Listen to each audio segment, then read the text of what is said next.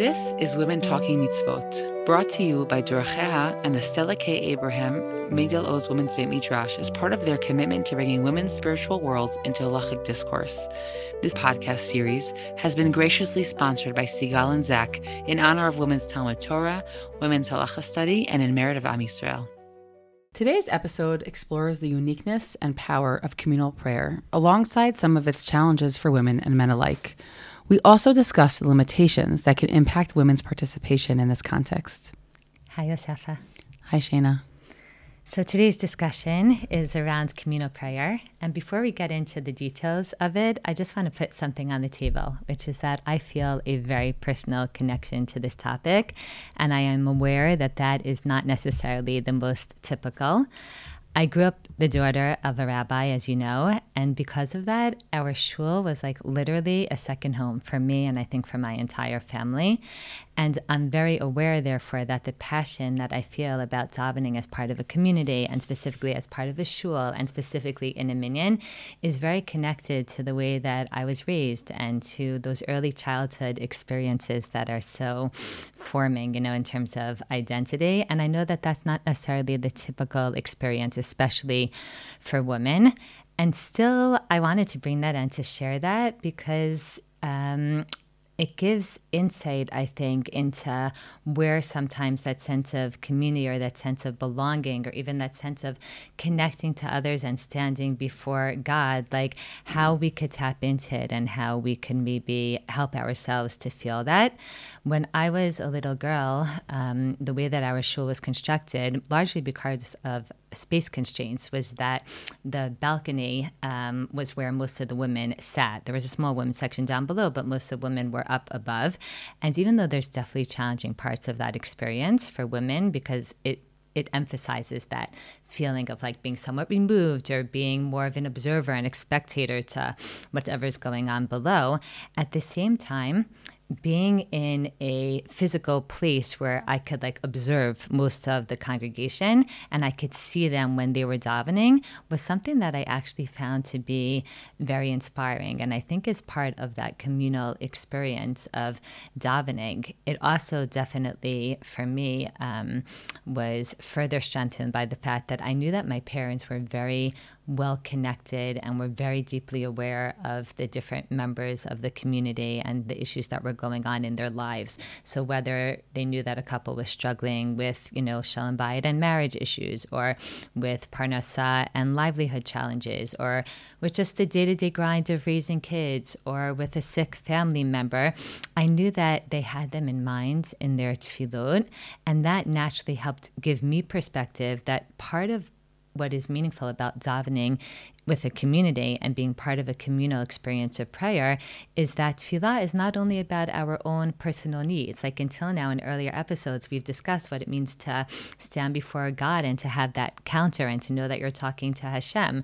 But I think a big part of tefillah that's certainly emphasized in the Gemara when it talks about how God really thinks there's special value with groups that come before him and that he doesn't reject the prayers of many, is that when we daven together with others, we're kind of coming out of ourselves a little bit and thinking beyond just what are my personal needs and what are my personal aspirations and what do I want for myself, but connecting ourselves to something greater, than just who we are, to the members of the community. And I really felt this power as a little girl, and it, thank God, it's continued to stay with me. I really appreciate that we're starting off this conversation from that personal space. And while I didn't grow up as the child of the rabbi and the rebbitzin of the community, I think I mentioned in our Rosh Hashanah episode that in my early years, we were also part of like a very small, very close-knit community, and that left a very, very big imprint on me in many, many ways. And one of them, I think, was the sense that like the ideal form of a group of observant people is in a community. My father was the chazan. My mother was the head of all different kinds of committees and things like that. And it was also, we lived down the street from the shul, and that was a very, very formative part of my experience and a lot of where my family's energies were invested. So I definitely felt something similar to that. I think also being a student and teacher of Tanakh this is what we do, is we get together and we pray. I think of Shmuel at the mitzpeh and all different other biblical examples. Like this is the cases of personal tefillot are much fewer, and the cases of gathering or making sure that people gather in order to ask for something that the community needs is something that, I don't know, I guess I teach all the time, so it definitely goes somewhere as well. And I think just to sort of tag on to that last piece that you said, that what I think is, to me, most helpful and powerful about davening with a group of people is that it takes us out of our personal space, meaning I appreciate sort of being lifted out. Sometimes I can almost forget, honestly, the personal space. I'm often less good at that part, but meaning that you're with other people and then you remember, oh, I'm saying the same tefillah many times a day because these are apparently the values of our community, right? Of Yerushalayim and v'techazene enenu and healing for the sick and all of these the prayers that we say constantly. It's sort of, I feel like it creates a certain proportionality. Also, just being with other people and remembering that, it's not me in my home alone, me and God. It is sometimes, and that's great, but that there's something I think helpful because especially, let's say, when someone's experiencing something that's challenging, I like the feeling of being sort of plopped into the community and remembering that whatever I'm going through is a small piece in something much, much greater. I find that it's helpful for me. Like it gives me perspective. Yeah, it gives me perspective on whatever I'm experiencing. And just in general, we know that the power of many, has so many advantages over one person. And I think that that's something, those are just some like sort of initial pieces that come up for me when I think in general about collective prayer. Absolutely. I think it's noteworthy that halachically, when we talk about communal prayer, we are usually specifically referring to two specific elements of tefillah that Rav Soloveitchik liked to highlight as each having a dependent value. So one of them is what we refer to as tefillah b'tzibor, meaning prayer in the community. And that refers to each of us as individuals reciting the Amidah, reciting the Shemona Esrei to ourselves silently, but at the same time. So when you come to shul and you get up to that part where everybody starts davening that silent tefillah, but everybody's davening it together. So even though it's something that you could say on your own in the privacy of your home, there's a power in each person saying it on their own, but at the same time. And that's what we call tefillah b'tzibor. And many halachic authorities actually view this simultaneous recitation as the really core central element as communal prayer, which is surprising, because sometimes we think, oh, the value of coming to shul and davening in a minyan is the dvarim that we say, dvarim sheb kedusha, the things that you could only say with the minyan, like kaddish or kedusha or baruch hu. But actually, perhaps even more meaningful than that is just turning to God as a group. Davening your own tefillah, but as part of a bigger group is considered very valuable. And secondly, the other aspect of communal prayer is that in the tefillot of Shacharit and Mincha and Musaf on Shabbat and Chagim and Rosh Chodesh, there's a repetition of the Amidah, the Chazarat Hashatz, that the Shaliach Tzibor, the leader of the prayers, recites out loud, which is that after the community finishes saying each person their silent recitation of the Amidah, so then the Shaliach Tzibor repeats the entire Shemona Esrei out loud, and that's called Tfilat HaSibor, the prayer of the community.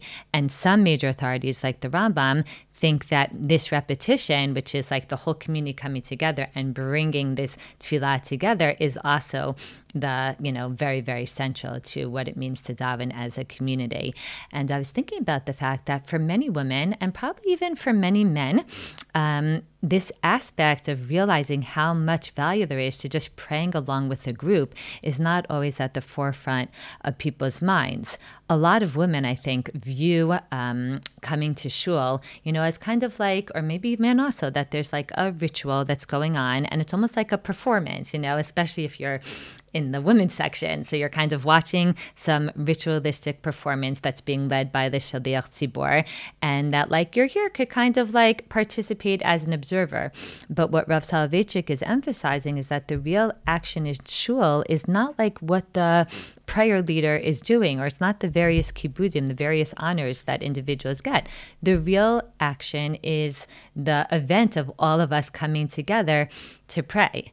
So I know we're gonna, get into more talk about minyan and what it feels like to not count as part of that quorum of 10 and the impression that that can make of us as women. But separate and apart from that, it's just important for me to note that women are considered full participants, full and equal participants when it comes to tefillah b'tzibor, this davening along with the congregation. And Rav Soloveitchik writes out in a very direct way in his Shiurim on Masechet Sukkah, he says that while the halacha of women in these matters is that they're not able to establish the minyan, which makes communal tefillah obligatory and fitting, or to be the shaliach tzibor, who discharges the obligation of the masses in tefillah, even so, when there is a minyan of men, a woman also joins them as part of the entity of the tzibor that prays, meaning that once there's a minyan, anyone in addition to that, like a woman is just the same as an 11th man or 12th man, meaning once there's a minyan present,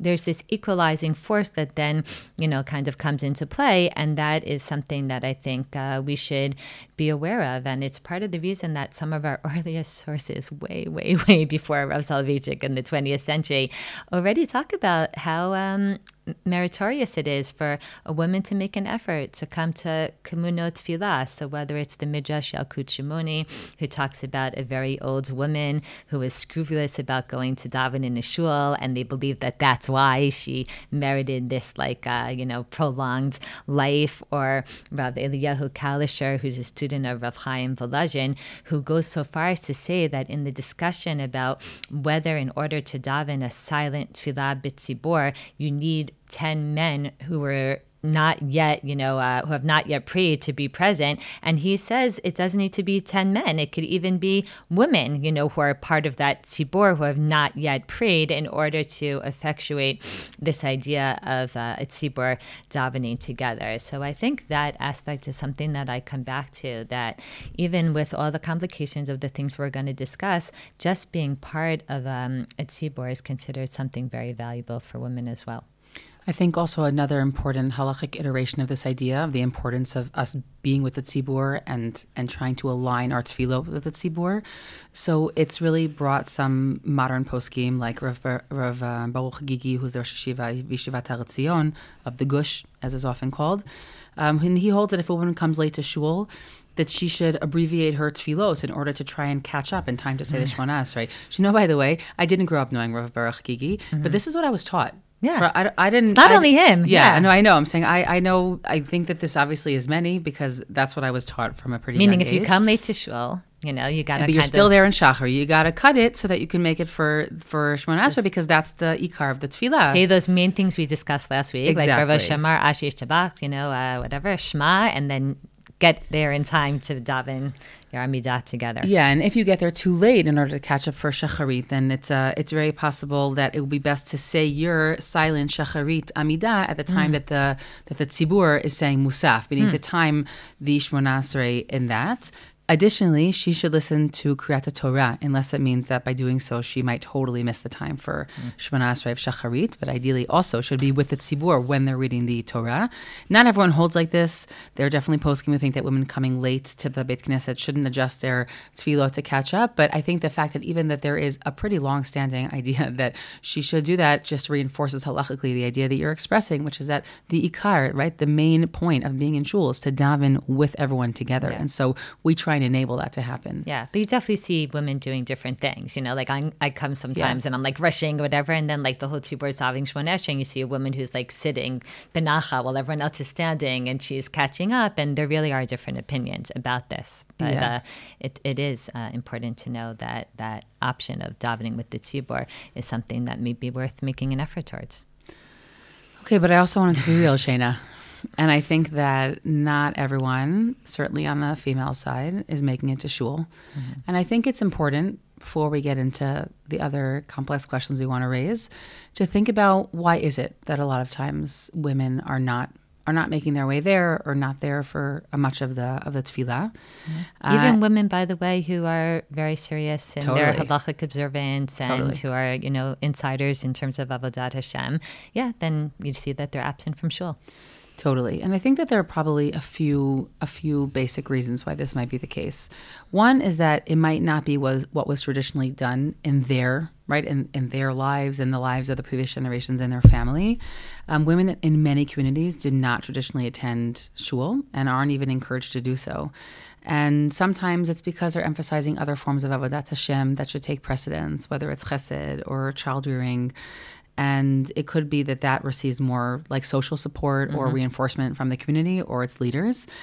And they might be given the impression that there really is no additional benefit to them being in the tzibur, which is obviously different than what we've presented until now. But that definitely is a strain of an idea that's expressed in many communities. Women who like go to shurim or are involved in chesed or really are active members of their community in different ways, but then in their shuls, like their women's section even barely exists sometimes. There's like a row or two because it's just so not the norm. Right. And I think that even in a community where there is a women's section, a lot of times there are women who are hesitant because they're not sure, is it going to be occupied by a man sometimes, or that's uncomfortable, or maybe it's really small and uninviting, or there's different questions regarding the way the shul is structured in that way that makes them sort of feel that they don't have a place there.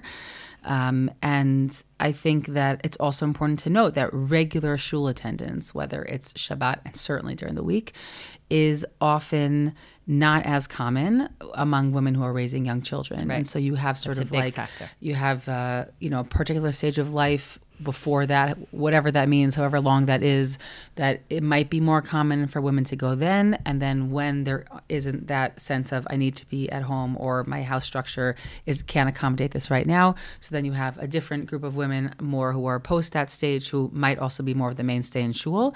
And it's definitely, I'll also just add one other piece that there are shuls that are also more accommodating towards little children and shuls that are less accommodating. And that's also a really, really big factor of where does a woman feel comfortable or a man coming and bringing their children, how much can or even coming with a baby. Yeah, coming with a baby, how much is that appreciated in the shul? How much is, I'll even say something really silly. Like I remember visiting in the States a whole bunch of times, and you're actually not allowed to bring a stroller into the shul building. Now, it's for security purposes from their perspective, but I said that's an amazing way to enable me not to come here for years at a time. Meaning in other times, again, I don't right now have a stroller, but that was the only way I could, because then the kid could sleep and I could be there. Do you know what I'm saying? Right. But it's an amazing a very effective way to keep people of a certain stage of life out of that place, which obviously wasn't their intention, but it is an outcome. So I think that that's also an important piece. Another piece that we often can hear is this question about kavanah, of where women feel that they can best focus, or where they feel like they are most present in their tefillah. And many women, and I would say men, many women or men might say that their private tefillah is much more conducive for them. And women who are free of the obligation of tefillah b'tzibur, they might choose that kind of private prayer over the public experience. And as you said before, some women just experience shul as kind of a passive entity, and it's not necessarily something that feels that it pulls them in. And so I think that this is a really important piece. Also in the Gemara, it tells us that Rabbi Akiva sometimes prayed with the tzibur, and sometimes he was alone. And when he was alone, his tefillah had a special quality. And I think also that certainly if someone doesn't grow up, and here I'm thinking about women more than men, if someone doesn't grow up getting used to the pace of the communal prayer, which can be, let's say on a weekday, really, really quick. And if they're not used to that, then it can feel jarring, and they don't necessarily want to get used to it, right? If someone hears this episode and they're like, okay, great, so I really want to go, and I want to go to shul now, and then they show up and they're like, this is really, really fast, and I can't even hear what they're saying. So that obviously could also be a barrier sometimes. And I think that, again, women, because we don't have this obligation, can kind of make their call in terms of how much they engage in this sense of the communal prayer. Again, I believe we know that there is a certain advantage to that being with a tzibur, as we said before, but we have a choice. And there's also something nice about being able to have that choice and to be able to dip into it when we want. Of course, that's different on special occasions like Shabbat Zachor, or moments where we're supposed to hear particular Kriyot Torah. But obviously, there's something that is nice about the ability to jump into that when we want to. But there could be challenges just on the way that communal prayer functions, right? We'll talk about other challenges in a moment. Yeah.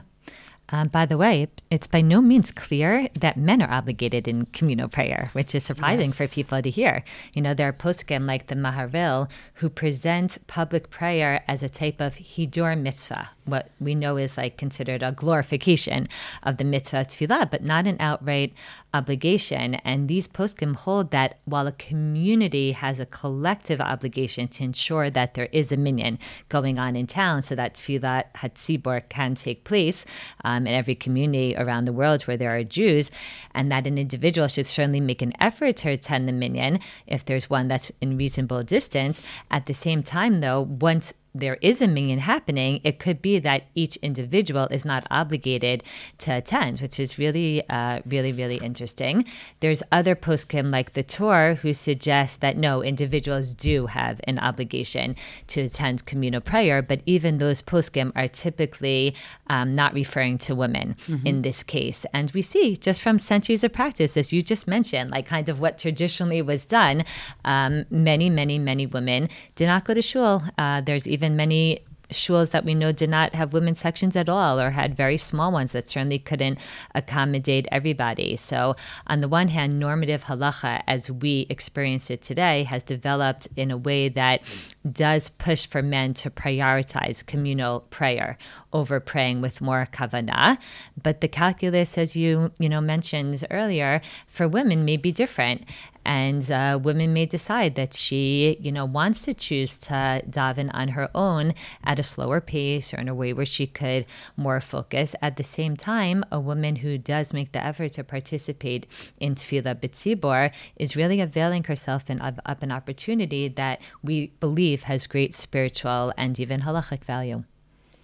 Yeah, I think that piece about the fact that in the frum community today, right, a mark of the frum guy is that they're going to shul and they're making that effort. I would say also especially for shacharit, or right, there are these markers, these communal markers, and I think that they're important. Again, we've spoken about that. There's halacha and then there's communal expectations, and they're probably of equal importance in many ways. A guy who davens b'tzibur 3 times a day and goes to minyan is definitely considered a mark of a serious, ben Torah. Yeah, but I also want to throw out the idea, Shayna, that I think the calculus for men is also realistically gets adjusted at different moments of life, and also sometimes maybe needs to be encouraged to adjust that. What do I mean by that? Meaning people have complications, right? They had to go somewhere for work, and certainly if you're outside of Israel, there isn't a minyan necessarily everywhere, and that's a reality. So you have to daven b'yechidut, or maybe there was, but it's really, really complicated to get there, and so a person has to make a decision. A man has to make a decision. How much effort am I making? Am I just going to let it be? Right? I'm going to daven, and it's okay, but I'm going to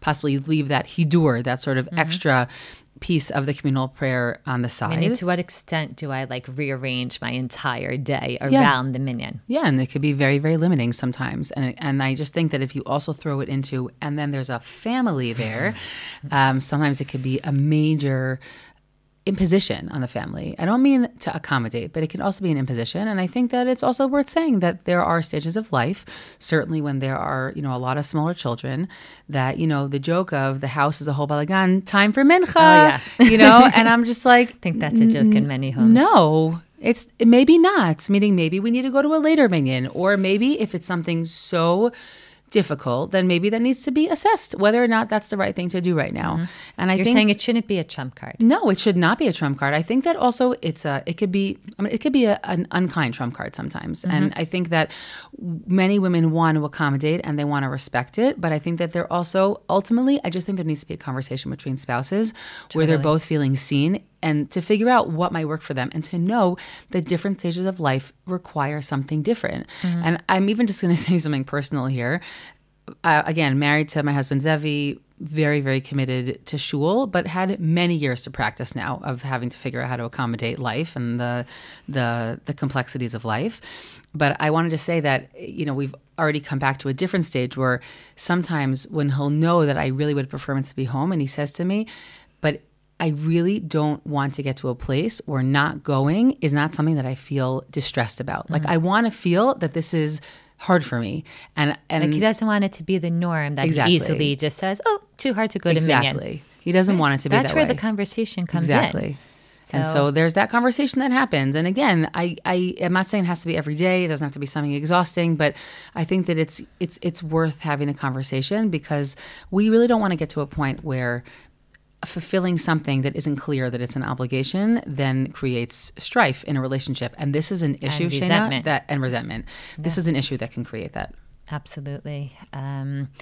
Yeah, I'm just thinking about all different scenarios and also many different years. households. We were an all-girls house, but like because my father was the rabbi on like Minyan, it was also part of his job. He had to be there. Yeah. Like our family functioned around Minyan, and when we vacationed, it was like, where's the Minyan? And the thought of like that you sometimes like maybe could daven b'yichidut, it was just so not an option. And yeah, it comes up in my home today because we just recently we were away, and it was like, okay, how do we balance and prioritize? And are there times where maybe it's not the right thing to go to Crazy Lens, to go to Minyan, which is like, but yeah, I think it's an important conversation. As you mentioned, it really can be a perk to not be obligated in communal prayer for exactly all the reasons you described, whether it's the time flexibility or whether it's the opportunities to really have a more focused, concentrated tefillah. As the mother of boys, sometimes they're like, Ima, like, I don't remember the last time I said a full psuke de Zimra. Like, if you come a minute late to shul, they're already at like Shema, We it's like, that in the last episode. Yeah, there's, as you said, also it's so fast. Yeah. It's so fast, especially on a weekday morning where people have to get out to work. So just being able to daven at your own pace and not be racing through is something that sometimes, is something that, as you said, we could kind of lean into. And I also remember speaking to a young woman on a college campus who really, really, really valued Tefillah B'tzibur, and she loved going to Minyan, and she so appreciated the fact that on her secular campus, the fact that there was like this religious structure to her day, because she tried to go 3 times a day to Minyan, and like her day started with Shacharit and Mincha and Mariv. It really anchored her in her religious life, and I think for many people, for many men especially, Minyan is that. Like, it gives structure and it gives routine and it just gives a framework. But she said they davened so quickly, and she really felt like she was davening 3 times a day, but she didn't feel like she was concentrating much. And after talking it through, she decided that while she was going to continue to go to Minyan for Mincha and Mariv, when it came to Shachrit, she was going to go on Mondays and Thursdays when they leaned. But on the other day, she said, it's not that I'm going to sleep in. I'm going to still wake up at the same time, but I'm going to daven on my own in a way that, is matim for me, or where I could really focus on the tefillot that I want to be saying, and on just even like a more real or deeper, experience that she wanted to have. And I thought that was significant.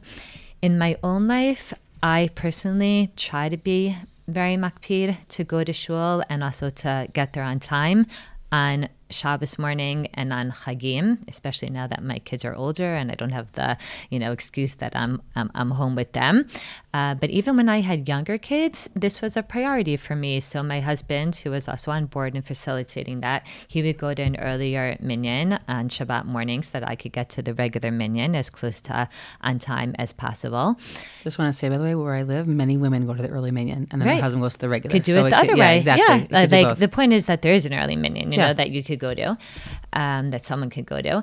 But when I was younger, in high school and in college, and I was living in America, so Sundays was a day off, I made a real effort to go to shul on Sunday mornings, and that was a very special experience for me. Obviously didn't continue like throughout that chunk of time that I had little kids, but there was a stage a few years ago where it's just, I realized, hey, I'm dropping off my last kinet gan right across the street from all the ganim, the kindergartens, and Alon Shved is the shul, and like I dropped her off just as the 7:45 minyan was starting, and there was like a year or two where it just worked perfectly in my morning schedule that I went, and I really, really, really appreciated starting off my morning like that. Recently, it's been more difficult. There's exercises, there's a lot of competing things, and my daughter leaves later and different things like that, but I will say that this morning, because after 2 weeks of prepping for this episode, it's been on my mind. I'm like, I am going to go. So this morning, I didn't go to exercise. I went to shul to the 8 o'clock minyan. Yeah, I was really proud of myself.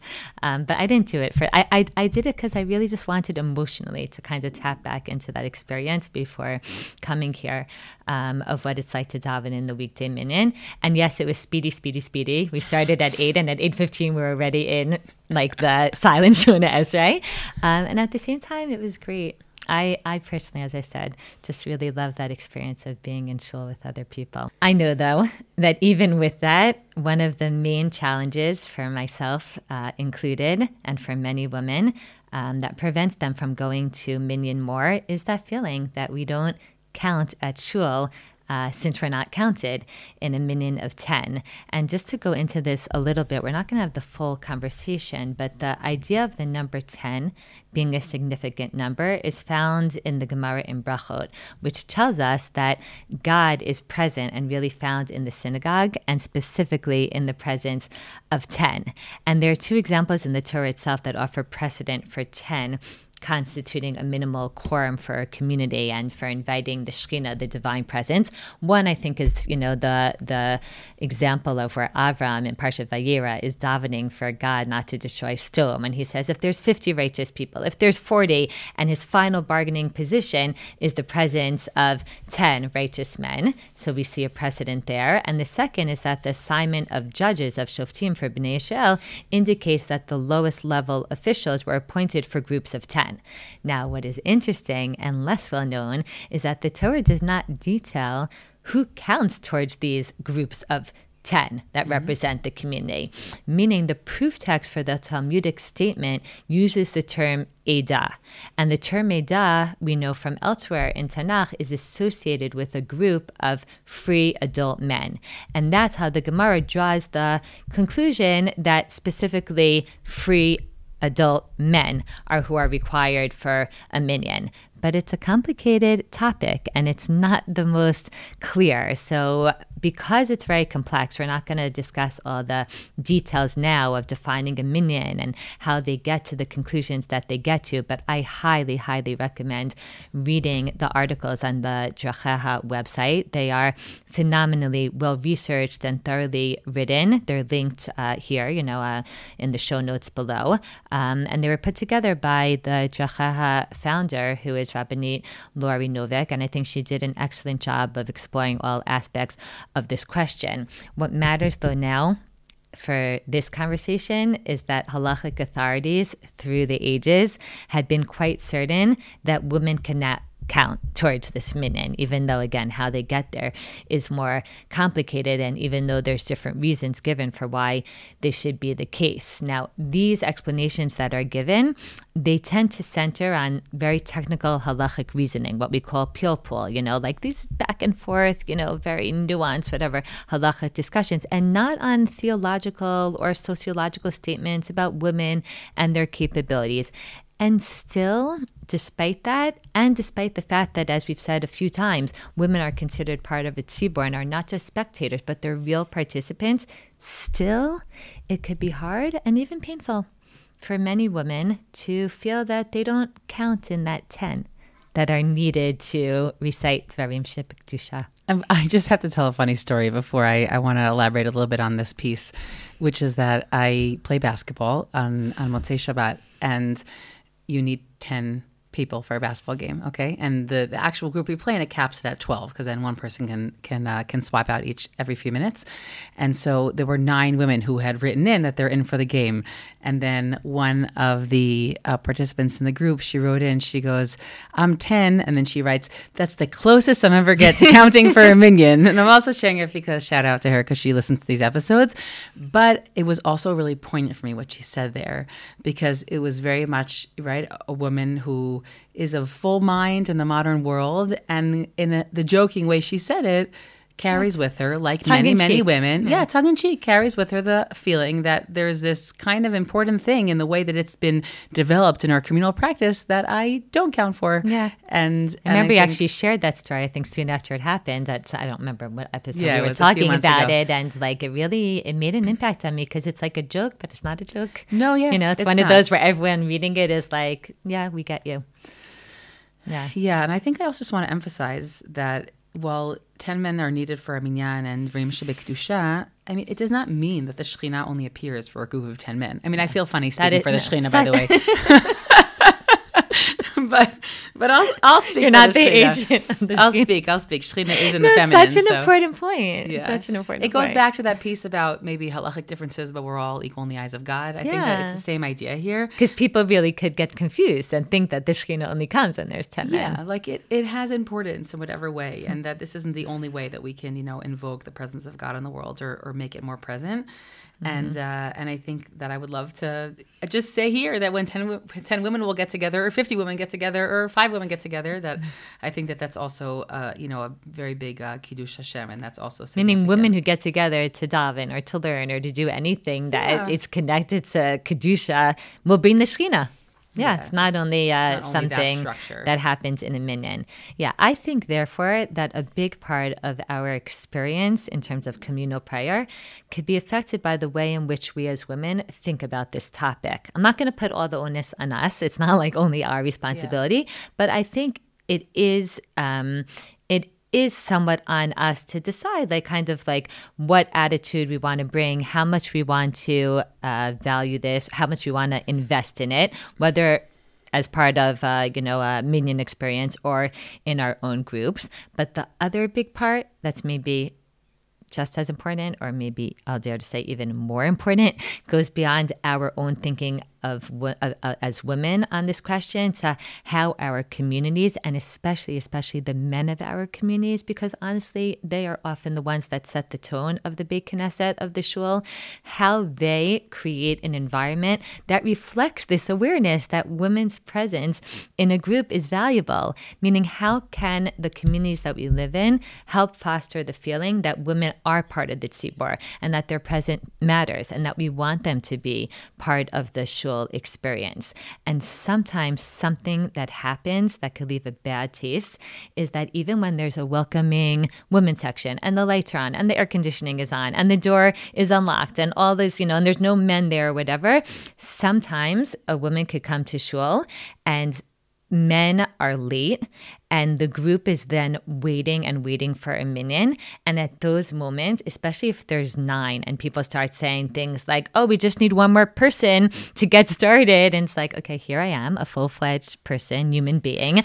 And it's like I'm invisible or insignificant because I don't count towards the very specific need for 10 men to create a minyan. And at those moments, a woman is starkly confronted, with that feeling of like, I don't count. And that's something that I think as a community, we could just be aware of and make an effort to make sure that those experiences are not things that happen frequently.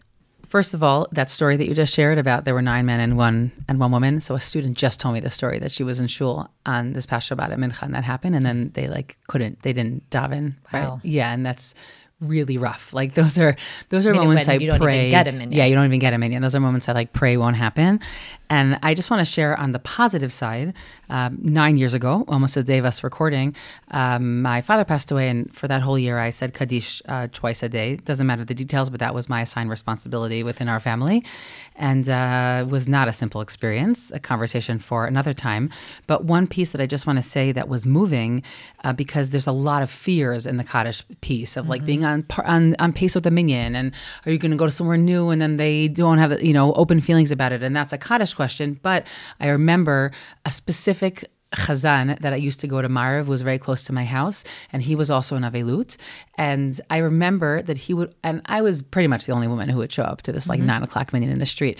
And I remember that he would always look to make sure that I finished my Shmona Esrei so that I would be present for that Kaddish. And it was, here I am, like almost a decade later. And I don't know the guy from a hole in the wall, but it was so meaningful for me because it was just a tiny thing that showed that he knew. And he also knows in that particular example of Kaddish, it's really sensitive, that he saw me. And it's a sensitive topic. There's something very uncomfortable about, it could be uncomfortable a lot of times. And it was such a small gesture and it made a really, really big difference.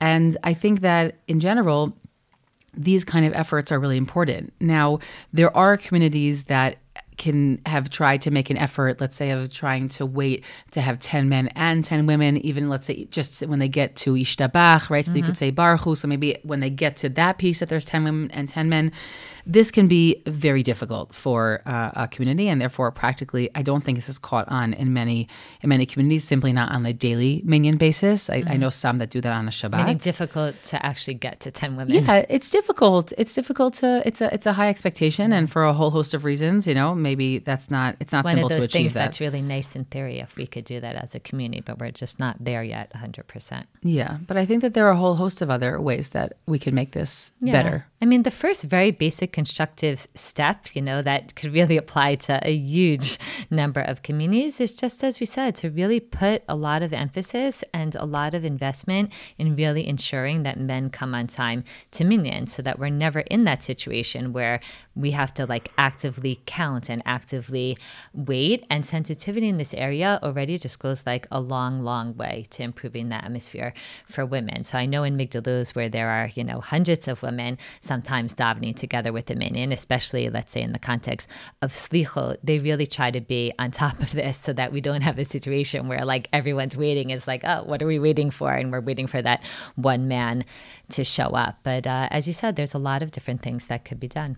Well, we already mentioned the idea of early minyan, which of course has to be fitting for the family and whoever is better at waking up. But early minyan and a community having an early minyan. I've never lived somewhere where there wasn't one, but I know there are communities where this is a complex topic because there isn't necessarily an early minyan. Or because it's not such a big community. Yeah, not such a big community. Exactly. So, but maybe trying to figure that out is one also way that we can make sure that everyone can try and find their way to get to shul if they would like to. And of course, ensuring that the women's section is accessible for disabilities, near a bathroom, that it's lit, right? It's set up. It has sidurim there, that there's heating and air conditioning, right? That's available for them as well. And it's not locked. It's not locked, exactly. And also keeping the women's section a women's only space. Again, if I go back to my Kaddish experience, which I will be honest, was my experience of being in shul very, very often throughout the week, right? It was much more in that year. And also in Shacharit, that was frustrating. And I was just walked in with confidence and waited for them to leave the women's section, but that was a thing. Not every woman is comfortable doing that. Yeah, exactly. Why are there those men that just love davening in the women's section? I think a little bit, by the way, it's a total a very simple psychological analysis. I may be wrong, but I think also it's first of all, if they come late, then they don't have to walk in late. But also, I think it's their way of kind of davening alone. I think a lot of men go even though they really want to be alone, and so it's their way of being alone, having some space. Yeah, having some space from everybody else. And also, let's be honest, very often it's empty. And so it's hard to keep it open for the one day a week or for the one girl. But what we're trying to say is leave it open because maybe there will be more people who will come also. But then when a woman walks in and there are men there and it's you literally feel like you're encroaching on his space because now he has to gather all his things and his tefillin and whatever. And they don't look at you wait, because they're wearing tefillin. Is this your space? Is this my space? It's it's a complicated experience. Yeah, and also sometimes there could be sort of conversations that happen by the mechitza, and that could be disturbing for women not realizing that a woman is davening right there. And also maximizing a woman's opportunity to see the Torah and be close to it. That's obviously connected to shul architecture. It's connected to shul policy about do they bring the Torah to the women's side or close to the women's side, and every shul does that differently, and we're not going to get into that topic right now. I think also, and this connects to the Torah piece, is how the mechitza is constructed, right? How transparent, how high, how low, how the shul is structured. I've davened in shuls where the mechitza is down the middle, or as you said, there's the balcony, and there's all different ways that women in the back, there's all different ways that this can be structured. And I think that a piece of this for me that's really big is about women being involved in logistical decisions, often being involved in the building of shuls. I live in a community where all the shuls are being built. So there's women on all of those vadim. And like you said before, men sort of making sure that women feel comfortable. And I really, actually, Shanna, do want to put the piece really on the women, meaning I don't like to wait around for someone to see me. People mean well, even though it doesn't necessarily come out that way. And I really am a firm believer in women being involved in these communities and being present. And I mean, I have so many examples. Take your seat at the table, even if there's no setting. Exactly. Take your seat at the table. And it can be frustrating. I promise, and I have so many stories. I'm holding them back, but I think that I really want women to just place themselves. We don't need to wait for someone else to decide that we should have a place in this. Like, no, we have a place in it. I think announcing special occasions and announcing special occasions for women. I know in my shul they announced announcing bat mitzvahs and last week they sang between aliyot because a girl became a chayelet, right? She started her next stage, and so also just like women their presence is felt and celebrating their achievements. Also, a piece milestones. of announcing special occasions, which was something that they did in my shul growing up, which is that when a man is called up for an aliyah, and it could be for a bar mitzvah, it could be for an ufraf, it could be whatever. So sometimes the shul will start singing, right? He'll get his aliyah, and then everyone will start singing, and then all the women are like, "Oh, what happened? Who? Whatever." Right. So in my shul growing up, after he would get his aliyah, they would say, "We'd like to wish a mazal tov to, the Goldberg family on the occasion of Shmuel's bar mitzvah, whatever, or we'd like to wish a mazel tov to so-and-so on the birth of their new granddaughter." And then everyone would sing.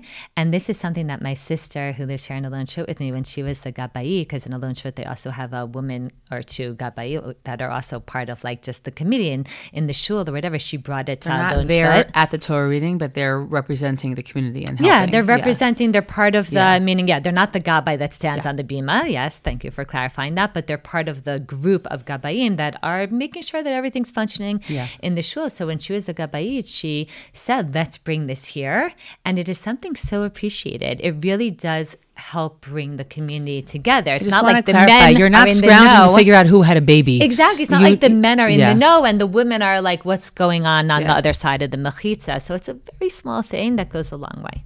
Yeah, totally. Another piece that's also significant is, let's say a woman wants to share a name to be davened for refuah shlema, if we're talking about a shul that reads all the names out loud. In the Mishaberach. So a way for her to be able to give in that name, or facilitating Birkat HaGomel for a woman to be able to say that in a comfortable way in shul. And also making sure that the Shaliach Tzibor has an audible voice, right? Or the Baal Koreh has an audible voice. It's a huge one, has an audible voice. And that's also really, really significant. And I think another last one that I'll mention here is, as I said before, the topic of women's Kaddish. It's a policy issue. And I think that a shul just needs to have a good conversation about the policy and make the policy clear. So like, I know there's a shul in my neighborhood that they have a sign actually on the door, which is not lovely. And there were women who made sure that there would be that sign there because they wanted it to just be clear so that a woman knows, right? So in that shul, the policy is that a woman can't say Kaddish alone, but there has to be another man saying it with her, which is their nice way of saying, make sure someone knows you have to say Kaddish. Do you know what I'm saying? And that's their policy, which is fine. That's their policy they decided, and they have it also clear. Yeah, so that's another piece that's really important. You're not left guessing. Exactly. Yeah, I mean, I remember some of these issues really came to a head and were particularly pronounced in the COVID pandemic, right? Because there were communities that were quick to close off shuls to women in order to maximize the number of male attendees when there were very strict, numbers of people that were allowed to come to shul, whereas there were other shuls that made a very conscious decision that like, no, we're not doing that because we don't want women to feel, we don't know how long this is going to last. And even if it's only a month, we don't want women to feel that their presence doesn't matter at all. So all of the measures that you mentioned, I think certainly merit consideration. Which ones could be practically implemented and how obviously is going to depend on the nature of the community and the sensitivities of that community and the resources at their disposal and what's appropriate for them. If I could add one more thing to this great list is that similar to what you said about women like being involved and taking a seat and speaking up, just also women's leadership, whether it's in a more formal way, like a very active rebbitzin, or hiring a Kotvot Halacha, or having female members on the shul board, or whether it's like the more informal things, like women being part of the rotation of the Parsha Shir, if there's a weekly Parsha Shir, or of women, being involved in different ways in the just lay leadership of the shul, or different communities, different committees, as you mentioned. All of that makes a difference to how comfortable women feel in shul, and to whether or not they feel like this is their place too when they enter the building. Even I was recently in my brother-in-law's shul in Boca Raton, and they have in BRS, in the Boca Raton synagogue, greeters. It's very sweet. It's like they have both in the men's section and in the women's section, people who are appointed to greet everyone who's coming through the door. So you come in as a woman, and maybe there's not so many women yet in the women's section, but someone says hello and Shabbat Shalom, and you know that they were put there in order to see you and to recognize your presence. That's also just these little things that I think make a difference. And also just add that there are definitely women who just feel uncomfortable coming to shul during the week because they just don't like being there alone, meaning they don't want to be that woman that's the only woman in the women's section. So I don't know if it's practical. It may not be, but maybe if in a community, women could take it upon themselves to ensure that there's at least one woman who attends every, tefillah, so that if a woman, especially shacharit, so that if a woman does show up because she needs to say Kaddish, or she needs to say Hagomel, or she's coming to name, for the baby naming, or whatever it is, that she's not going to be on her own. And as I said, I did go to shul this morning after not being there for a long time. And I walked in and I was pleasantly surprised that there were two other women who were already there. And one was saying Kaddish, and one was just there because she likes to go. And then in the middle, even another woman. So we ended up being a group of 4. And I thought that that was really meaningful, that I wasn't just alone there. Like, it wasn't like, okay, this, random person showed up. It was actually, no, this is a shul where if women want to, they could come to tefillah, and it's like normal. It's not completely like what's going on here. I know that I also have the sensitivity because I said Kaddish, although I really would like to think that I would have had it even without it. But whenever a woman is saying Kaddish, I always also respond to her pacing, because often there's a gap between the pacing, and that also frustrates me. And so I look at her and I respond to her Kaddish, like ze chashuv li. It's like a personal thing. And look, I think that another thing that also can be challenging is the question about who is leading the tefillah. That also is something that the shliach tzibor is always the shliach tzibor and not the shlichat tzibor. And I think that also sometimes contributes to this feeling that we are spectators a little bit. Yeah, and even though we mentioned earlier that like the role of the prayer leader is not necessarily the central part of what's going on, it's still a tough aspect of the communal tefillah experience for many women. And I think it's something that, if there are men listening to this episode, or men in general, should be aware of. There this are. Challenge. They write me, Shana. Yes, there are men. They're very know special. That there's men listening. Because these conversations are not only about women. We really hope the they're not point. only for women, but the title of our podcast can be a little bit. But we've heard from men that just, even men who are very sensitive and very aware of these things, hearing women talk about this sometimes raises issues that they didn't necessarily think about. And when it comes to this aspect, I think for me, there's 2 parts of the challenge. One is just the desire to feel connected and to feel involved and to feel agency and to feel like I'm active. I'm an active person. I don't like to sit back and like be on my couch. So like I want to be active also in shul, and that can mean I want to choose the tunes, or I want to, have an opportunity to represent the community. Now, I know that the response is often, but not every man who comes to shul is going to lead the tefillah, or not every man gets in aliyah every Shabbos morning, or not every man is going to open the arvon, or not every man, is like actively engaged.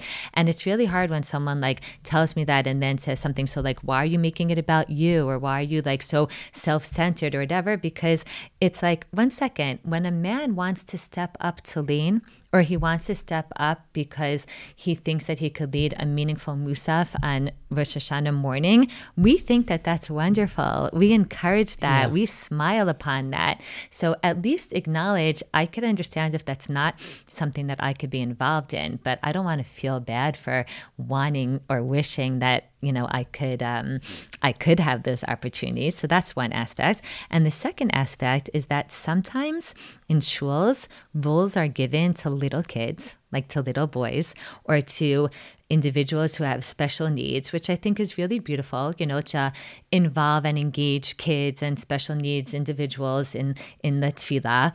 But for women, it could be very isolating. I remember once that during Corona, when we were davening on the street, and it was like very complicated because, who gets aliyot, and you can't have family members. I don't know, all these halachot that I'm not really on top of, but like one time they even gave an aliyah to a kid that was not bar mitzvah. Yeah. Which and usually another time, and another time they gave an aliyah to a young man with special needs. And I remember my whole family, my kids and my husband, they come home and they're like, wow, wasn't that beautiful? Wasn't that meaningful? And I'm like, yes, it was beautiful and it was meaningful, but it wasn't a simple experience for me, I said to them. Like, to stand there and be part of this minyan the whole time, in Corona, and it was a small, intimate minyan, and they're like looking for people to give.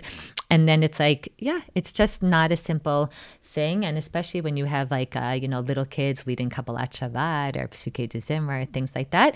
I'm not saying we shouldn't do it, but I'm saying maybe we need to think a little bit more about this. It should be a conversation.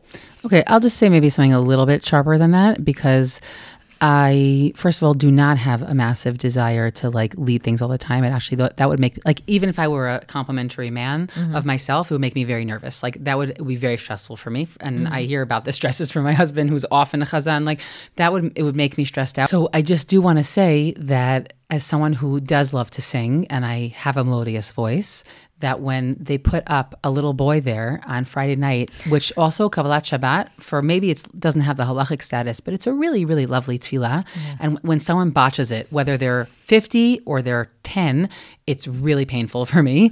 But there's a double pain when it's a little boy who's not even bar mitzvahed, and that's who's leading the kihila. And this, by the way, is not a male-female issue. This bothers my husband deeply. Shuls who don't take their tefillah seriously enough, meaning there's a time, I really believe it's time to let kids practice. Experience. Exactly. It's time to let kids practice, and there are tefillot that should be taken seriously. And therefore, again, these are interesting differences, Israel, America, like, different communities. Don't sacrifice the community. Yeah, you're sacrificing the community. And by the way, it's also uncomfortable for me as a woman that happened, because that's just a double whammy in my heart, honestly.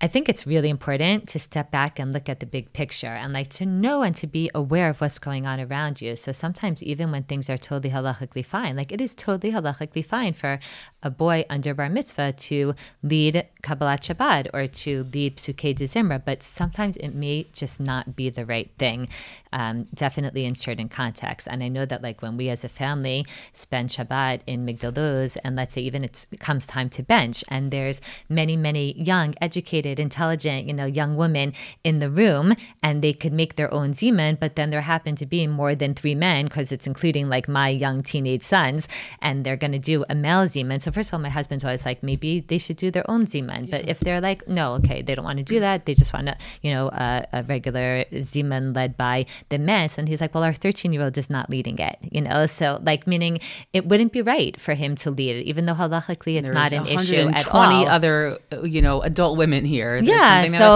so we're not going to have a kid. So at least in that case, we'll have an adult man. But like, yeah, just an example of like all different kinds of situations where it's important to widen the lens and just think about how that's going to be experienced.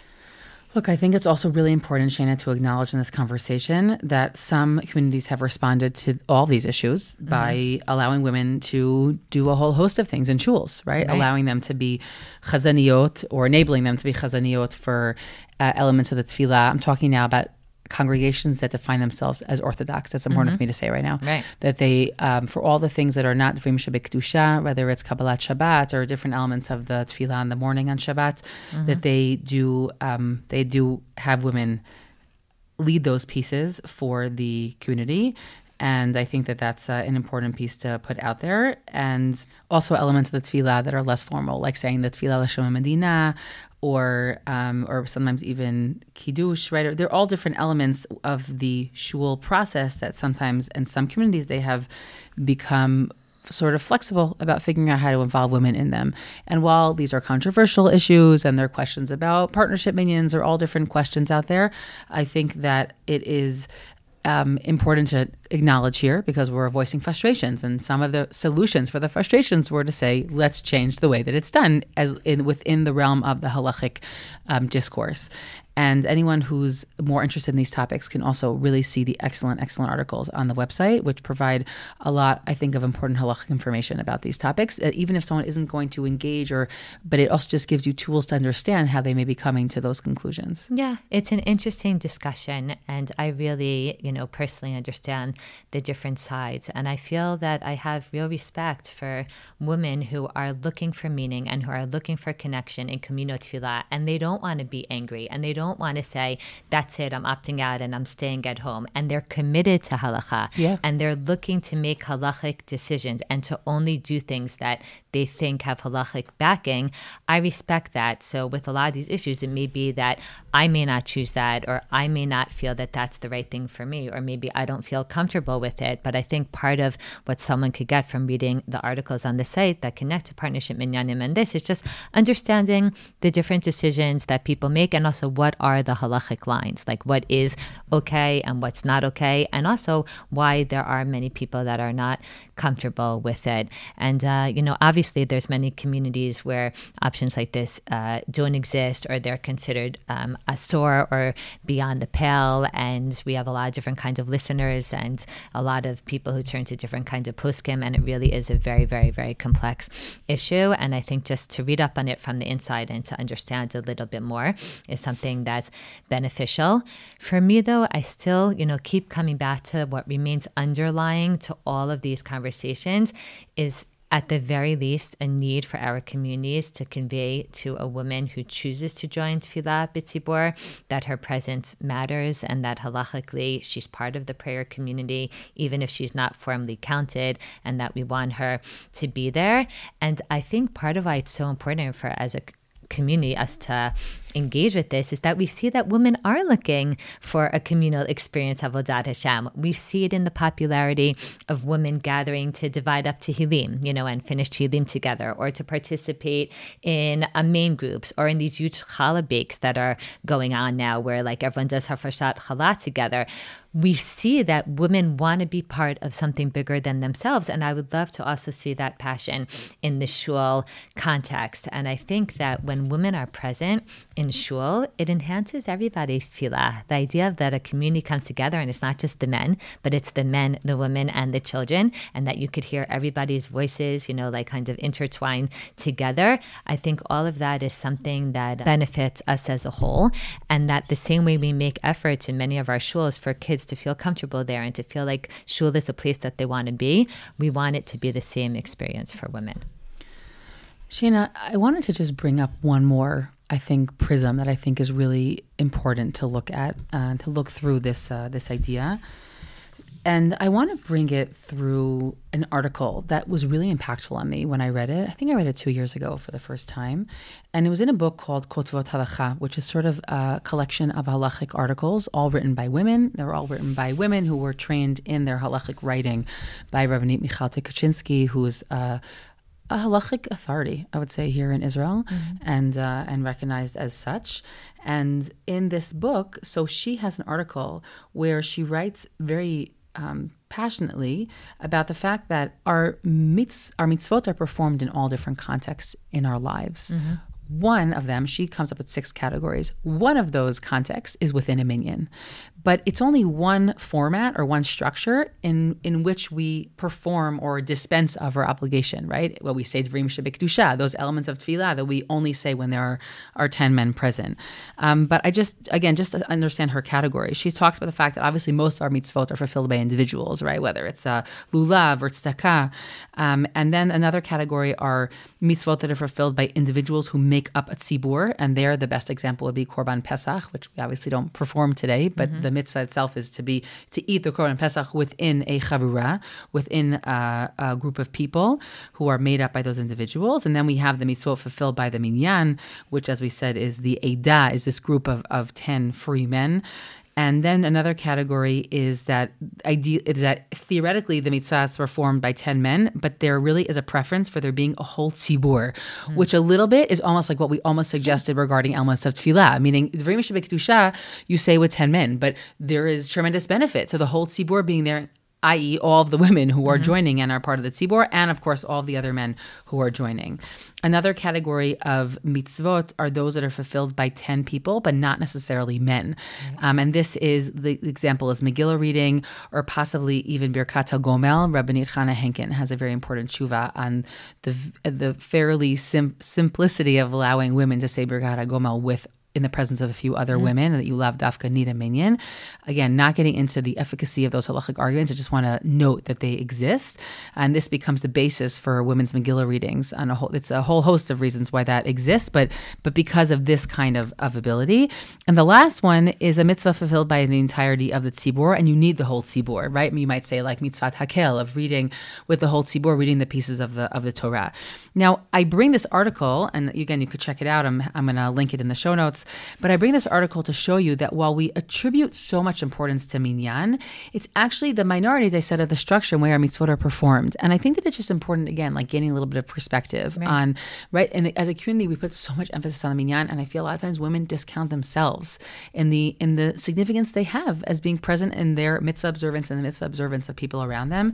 And I think that, it kind of reminds me a little bit of what happens with mitzvot aseh shazman grema, right? With time-bound mitzvot. It gets like such press, Right. And it's a fairly small amount of mitzvot in that women are exempt from, but because they're very significant mitzvot in the way our community life has developed, like Talmud Torah, right, and different elements and Shema, and so because it's very significant, I think there's a bit of a disproportionality that develops. And so too here. Like and shul so is very here. significant. Exactly. Significant. It gets a lot of prominence, but you're saying we shouldn't discount or let it distract us from all the other mitzvot that women are actively part of. Totally. And I want to, though, take it a step further when it comes to tefillah, because I really want to encourage women to think of themselves as a community and not just a collection of individuals, because this deeply alters the experience of tefillah. And what do I mean here? I think that, first of all, there's such a big tradition. There's such a long-standing tradition of women davening together in a group of just women I'm speaking about, okay? That women's prayer was distinct from the male tzibur. And we know this in the shuls in medieval Europe and in medieval Ashkenaz, that they didn't have a women's section, but they actually had an independent building and a section where women would go and daven, and they would go there on Shabbat morning. Yeah. So, and they had chazaniot. I mean, we know this. They had a space for women. They had a space for women. They had chazaniot.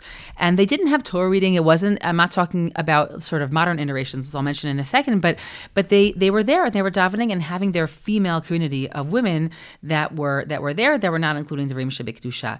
And in practice, this continues today, right? In Israel, all religious education is separate, male and female. Mm-hmm. So girls are davening their entire lives until they're 18 in groups of women, right? And true in many high schools all over the world, and in all different also, swaths of the religious world, women get together all the time in tefillah. But I think that it's very different, a tefillah that is based on the idea that we together are a group of women davening together versus a bunch of women who got up and are sitting here in the same row. And the Shekhinah is there, right? Right? I promise you, the Shekhinah is there. So I think that's such an important piece. Where this question about women gathering together sometimes gets more, I would say, controversial is what's often called women's tefillah groups. And what happens in women's tefillah groups is that they're women who also read it from the Torah. It's all women, but they're often including an element of Torah reading, maybe and or aliyot. I just want to clarify that that's not what I'm speaking about. I'm speaking about the context in which women are already gathering, even before they'll get to a Beit Midrash like Migdalos, which is Bichlal, right? An amazing setting for these kind of ideas. But where they're already saying Hallel together and they're already davening, and to think of themselves as a group of women, as a collective, and to try and attribute that kind of, I would say, weight and also meaning to their tefillah, and figuring out how to make it that kind of meaningful collective experience, I think is really, really significant and can be really meaningful for women. Yeah, which is different, as you said, and apart from women's tefillah groups, which there is what to say about. And also in the articles that are linked, there's, anyone who's interested, there's a lot to read up on that. But you're talking about the context where just a lot of women gather together, not as an alternative to shul, not as like, okay, there's shul going on right now, and instead we're having our own group, but as something separate and apart. And I'll just say on a personal level, I have found those experiences to be so deeply meaningful and moving. I think one that really stood out, and really continues to stand out to me, is that in the summer of 2014, like June 2014, when the 3 boys were kidnapped, and everyone was like, just choser onim, at a lack of like, what could we do, or what, like, just didn't know what to do with themselves. Migdalos organized for the women of Gush Etzion or whoever wanted to join this massive tefillah, and it included just like Tehillim and singing, and it was so huge, that idea of like women coming together, Rachel mevaka baneha, things that are very, very, very traditional, but kind of a different iteration of them, really made a big impact, I think, on everyone that was there.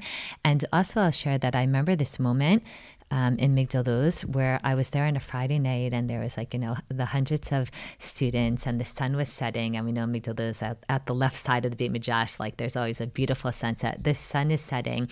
It's beautiful singing. They do Kabbalat Shabbat just with the women, and my daughter, who was like maybe 8 or something at the time, is sitting next to me singing along, and I was like, wow, the fact that she is growing up with this in her life, and she thinks it's just like normal to be part of a tefillah experience of a group of women who can daven together and stand before Hashem together and experience that feeling of like connection and community. So empowering. It makes you feel like an insider in your avodat Hashem. And I think that's what we want. We want women. We want our girls. We want our daughters. We want our students to feel like they are insiders in avodat Hashem. So even though that's not necessarily going to be the weekly experience or the daily experience, to look for opportunities where we can have those moments of women gathering in tefillah is something that's very special. Okay, this was a long episode. There's a lot to talk about. We hope people are still with us. But what's your takeaway, Yosefa? My takeaway is that, first of all, this is a tough topic for me, honestly. It's not one that's fully baked yet. I think that different life moments, I've had different elements that sort of ring differently that I've felt more sensitive about or less sensitive about. And I haven't totally found my comfortable footing in it. And I'll be honest, I think part of that is because I haven't totally found a shul davening experience on Shabbat that I feel fully aligned with, and that's an issue. And some of the issues reside on some of the things we're speaking about today, and some of them are not that, and they're just general, essential questions about where do I feel like there's a real tefillah going on. So that's it's still complicated for me. But I think a takeaway that I also want to remember is that there are so many ways to incorporate women into the shul community, and that I really, really encourage women to get involved in their shul as much as it can be done, and to set the tone, meaning to help set the tone, to partner with the other members of the community to make the shul experience something that feels welcoming. I'll just mention a tiny, tiny thing, actually more of what we call in Hebrew like a sort of an independent pirate project, which is that most of my energies in my community is put into, I mentioned once before in a previous episode, into this Talmud Torah, which is also a little bit more of a neutral situation. And it's just getting kids to learn Torah in the afternoon and like be excited about Avodat Hashem. And we're starting, Bezrat Hashem, I'm picking them up today, giving out these little laminated cards to the girls. It's specifically for the girls. That's where I'm sort of more of my involvement. And it's a punch card. And for 3rd and 4th graders, if you listen to 3 aliyot for Kriyat Torah, which means you're there for Kriyat Torah, then you get a punch on your card. And for 5th and 6th grade girls, it's being there for all of Torah reading. And if you're there for, let's say, 80%. Can my daughter join? Yes, she can. Wait, I'll tell you in a second, though. I'm going to mention that. But if you get sort of 80%, so if you're part of the Talmud Torah and you come to our Mishnah Shiurim on Sunday, then the teacher punches your card. And after, when the Sefer is done and you were at most of the readings, and you get a really nice little gift certificate to a craft store in our neighborhood. But exactly what you just said, can your daughter join, is that I wrote it on the general women's list of the neighborhood. And I printed them. And I said, anybody who wants this, I can't have the Mishnah teacher punch your card and I'm not going to give them their, the craft store certificate, but in their home, they could do it in their own home. Like, I want this to be for anybody. Please. Not only the kids who come on Sunday. And one of the women who I work with said like, oh, that was so sweet of you to do that. I'm like, this is really lishma. Like, I really just want I want families to care about the fact that their kids are going to come to shul. And in Israel, I would say it's really, really, really common. In the Dati Leumi world, you have a lot of Friday night attendance, and Shabbat morning can often be more dwindly. Mm-hmm. So that's also part of the effort to try and have an incentive to get them to come. I love those experiences of davening in really powerful groups of women who get together and serve Hashem together.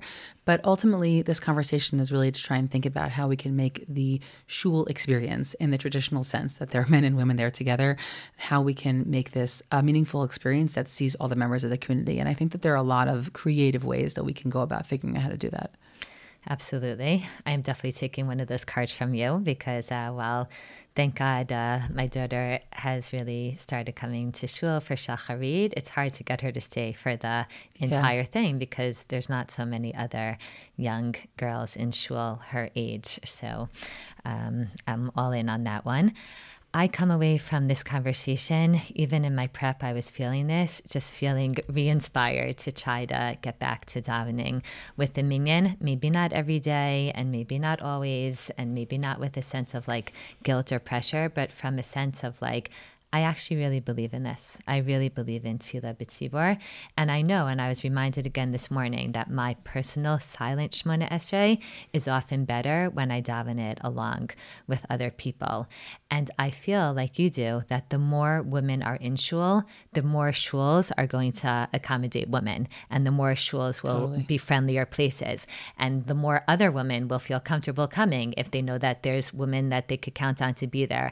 And I want to actively try to do my part to make that happen. So thank you. Every episode, like my husband's like, so what are you adding now?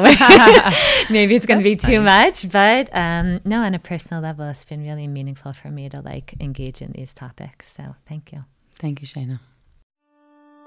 Did this conversation move you or cause you to think about the topic in a new way?